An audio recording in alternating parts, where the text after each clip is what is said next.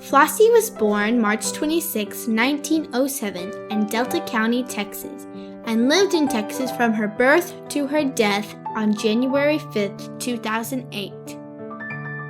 She was married to Flossie Sweat for 51 years, who preceded her in death 27 years ago. She is survived by their only child, Zora Mae, married to Russ Heiss, the parents of her 3 grandchildren, Paul Andrew Heiss, married to Carrie, Clark Allen Heiss, married to Sharon, and Laura Heiss. 5 great-grandchildren, Andrea, married to Paul Whiteside, Eric, Ryan, Carly, and JC Heiss. 2 great-great-grandchildren, Ashlyn and Benjamin Whiteside. Thus a 5-generation family until her death.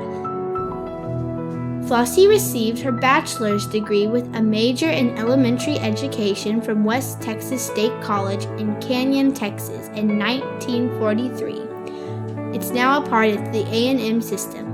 She received her master's degree with a major in elementary education and a minor in music from North Texas State College in Denton, Texas, now the University of North Texas. She taught primary grades exclusively for 36 years. Starting out in several small rural schools in the Texas Panhandle in January of 1944, the family of 3 moved to Colorado City, Texas, which is between Big Spring and Abilene. She had taught piano lessons before and after school for many years, but now she was just teaching piano lessons. This didn't last long. She added public school teaching again, first as a 3rd grade classroom teacher, but soon as a full-time music teacher of 1st, 2nd, and 3rd grades for the last 16 years of her 36 years of teaching. She retired in 1964. Olson and Flossie worked together with other teachers and legislators to pass a bill to provide financial security for retired school teachers. Their efforts were rewarded when Governor James V. Allred signed the Teacher Retirement System of Texas into law June 9, 1937. Both Flossie and Olson would come to Austin each time the legislation was in session to protect the teacher retirement system. As the years passed, it became more and more necessary to work at protecting this law and keeping it intact as it was originally intended. Eventually, Olson and Flossie bought a house in Austin to be near the Capitol when the legislature was in session. After Olson's death in 1980, Flossie moved to Austin and continued to monitor legislative action dealing with the teacher retirement system, soon to be joined by their daughter Zora Mae Heiss when she retired from Austin Public Schools as an elementary music teacher in 1989. This is a continuous, ongoing effort. Both Flossie and Zora Mae served as legislative committee members of the Austin Retired Teachers Association.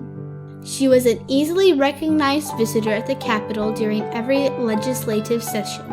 Members of the Senate and House of Representatives often greeted Flossie personally when she attended hearings or sessions. Flossie preferred to take the stairs in the Capitol rather than riding the elevators. On one occasion, Flossie fell and broke her wrist while leaving the Capitol. She went to the doctor for medical care and returned to the Capitol the next day. She was dedicated. She continued to attend Capitol events until this past year. Flossie also taught primary Sunday school classes and training union classes at First Baptist Church, Colorado City, Texas, from 1944 through 1980.